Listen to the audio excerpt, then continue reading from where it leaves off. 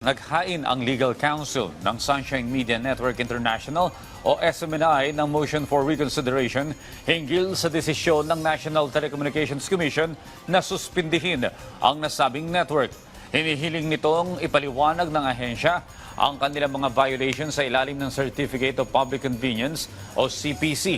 Gayun din ang hiling nito sa MTRCB na idetalye ang mga lalabag na mga patakaran at irekonsidera ang suspension ng dalawang programa na gikan sa masa para sa masa, kung saan host si former President Rodrigo Duterte at laban kasama ang bayan na host naman si former Government Anti-Communist Task Force spokesperson Lorraine Badoy at Jeffrey Celis.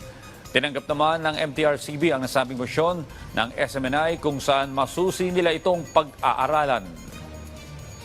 Argument natin, number one, freedom of press, freedom of expression, and public issues, we have the right to be informed of the nature and cause of the accusation.